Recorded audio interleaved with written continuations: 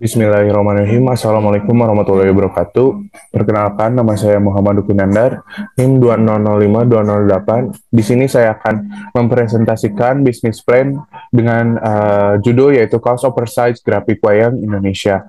Disusun oleh Muhammad Dukinandar, NIM 2005-2008. Untuk ringkasan eksekutifnya, di sini Revolusi Industri 4.0 merupakan tantangan tersendiri bagi masyarakat agar mampu menyesuaikan diri sesuai dengan perubahan yang ada.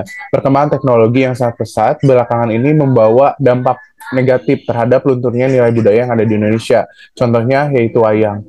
Wayang kulit ini merupakan produk budaya yang dihasilkan jauh sebelum agama Islam masuk di Indonesia dan sampai saat ini keberadaannya masih dipertahankan. Namun dalam kelangsungan perjalanannya, wayang kulit mengalami perubahan drastis, baik menyangkut bentuk maupun pemaknaannya.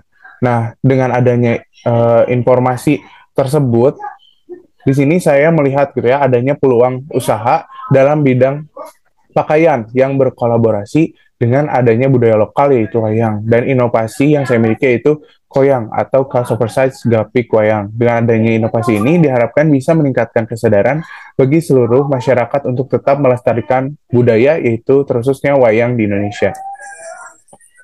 Untuk bab 1, deskripsi bisnis. Untuk gambaran umum usaha, gerakan cinta produk dalam negeri memang telah lama gitu ya digencarkan oleh pemerintah, terutama Kementerian Perindustrian dan Kementerian Perdagangan. Tak hanya pemerintah saja, sederet artis pun di sini turut gitu ya, turut serta dalam menggunakan brand-brand lokal Indonesia. Berbagai event-event fashion juga ikut digelar gitu ya untuk mempromosikan brand lokal Indonesia. Nah, di sini mempromosikan wayang agar makin berkembang, para pencinta wayang tidak sekedar menggemari seni pertunjukan tradisional tersebut gitu ya, atau yang bisa kita lihat secara langsung gitu ya. Nah, di sini juga mereka bisa gitu ya ikut mempromosikan wayang lewat film animasi dan penambahan motif wayang pada kaos yang telah saya rancang gitu ya. Hal ini bisa menjadi ide bagi saya untuk ikut serta dalam mempromosikan budaya Indonesia yaitu kesenian wayang meskipun hanya melalui kaos. Nah, di sini ada konsep dari koyang sendiri. Di sini ada contoh gitu ya, contoh kaos yang telah saya desain. Nah, di sini juga ada logo gitu ya, logo Cost Oversize Grafik Wayang Indonesia. Nah, koyang di sini merupakan salah satu produk gitu ya dalam bidang fashion yang mengkolaborasikan antara kaos grafik gitu atau yang bisa kita lihat pada saat ini dengan gambar-gambar wayang lokal Indonesia. Nantinya juga di sini akan ada beberapa desain yang menyesuaikan dengan masing-masing karakter wayang. Nah, di sini deskripsi usaha. Untuk nama perusahaannya sendiri, yaitu Lucky T-shirt, kantor pusatnya Sukanjaruk, Kabupaten Bandung, Jawa Barat, nomor telepon terlampir, email terlampir. Nah, di sini ada PC. PC-nya itu menjadi perusahaan berskala internasional yang dapat memberikan kepuasan terhadap pencinta fashion dan bisa sekaligus memperkenalkan budaya lokal Indonesia. Nah, di sini tujuan atau maksud saya gitu ya, dalam visi ini ingin gitu ya membawa budaya Indonesia yang ada di Indonesia kepada atau memperkenalkan kepada dunia gitu ya. Dan di sini juga nantinya semoga bisa gitu ya diperkenalkan melalui kaos ini gitu ya, seperti itu. Untuk misinya yang pertama memberikan pelayanan yang baik kepada konsumen, menyatukan nilai budaya lokal dalam sebuah kaos, memberikan informasi kepada konsumen terkait nilai budaya lokal, meningkatkan kesadaran terhadap pelestarian budaya lokal dan menyediakan produk yang baik. Nah, untuk slide selanjutnya di sini ada keunggulan dari produk sendiri. Nah, dengan meningkatnya konsumsi kaos distro original brand lokal Indonesia ini tidak hanya penjual saja gitu ya yang diuntungkan, akan tapi di sini pemakai juga atau konsumen juga mendapatkan keuntungan gitu ya, keuntungan yaitu dengan memperkenalkan budaya lokal gitu ya, sekaligus mereka yang menyintai brand atau kaos distro ini bisa sekaligus memperkenalkan kepada orang lain. Nah, keuntungannya pun bukan soal kualitas saja, sejumlah keuntungan lain dari segala sisi baik ekonomi, sosial maupun budaya juga bisa dinikmati gitu ya oleh konsumen maupun produsen. Nah, di sini ada analisis SWOT. Untuk analisis SWOT-nya, yang pertama strength atau kekuatan. Di sini yang pertama ada harga barang itu murah, Yang kedua, memberikan nilai lebih dalam hal budaya Indonesia. Desain mengikuti tren. Yang keempat, konsep ide bisnis yang menarik. Yang kelima, segmentasi pasar yang luas. Yang selanjutnya ada weakness. Yang pertama, ini barang itu limited edition gitu ya. Yang kedua, bahan baku yang susah ditemukan. Yang selanjutnya opportunity. Yang pertama, memperkenalkan dan menjaga identitas budaya Indonesia. Yang kedua, kemudahan mencari pembeli seiring dengan perkembangan internet dan penjualan online. Yang ketiga, membantu pendapatan dan mendukung pertumbuhan ekonomi nasional. Yang keempat, peluang dan lapangan kerja semakin luas. Yang selanjutnya yaitu trade. Yang pertama, produk kompetitor yang cenderung lebih menarik. Yang kedua, banyaknya produksi jenis. Yang ketiga, konsumtif masyarakat terhadap produk lokal yang rendah. Itu untuk analisis SWOT-nya. Yang selanjutnya di sini bab kedua ada rencana pemasaran.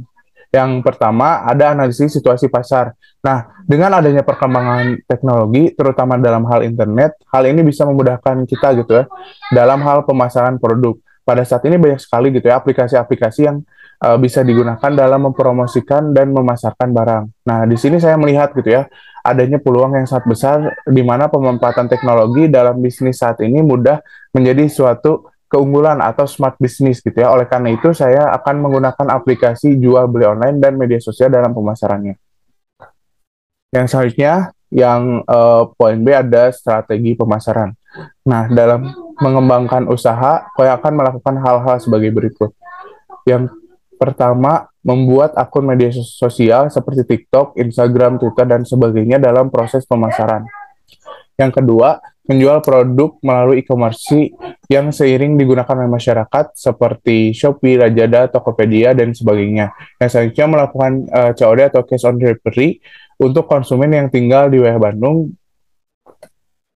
Nah, yang selanjutnya juga di sini ada dalam pemasaran di sini saya akan memperhatikan gitu ya beberapa aspek seperti sales promotion dalam bisnis ini usaha ini akan sangat baik gitu jika dilakukan promosi gitu ya.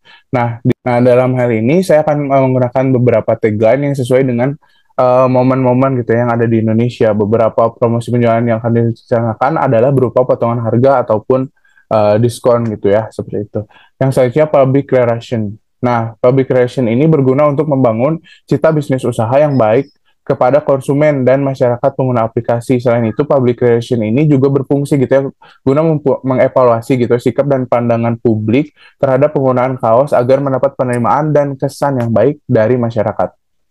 Selanjutnya ada roadshow, workshop, atau webinar series. Nah, roadshow merupakan suatu event yang diselenggarakan berfungsinya di sini untuk memberikan informasi dan edukasi kepada masyarakat.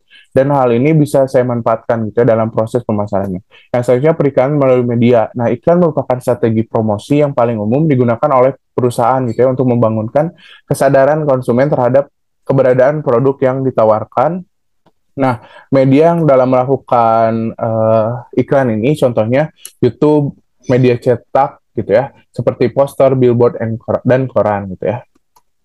Nah, di sini ada marketing mix.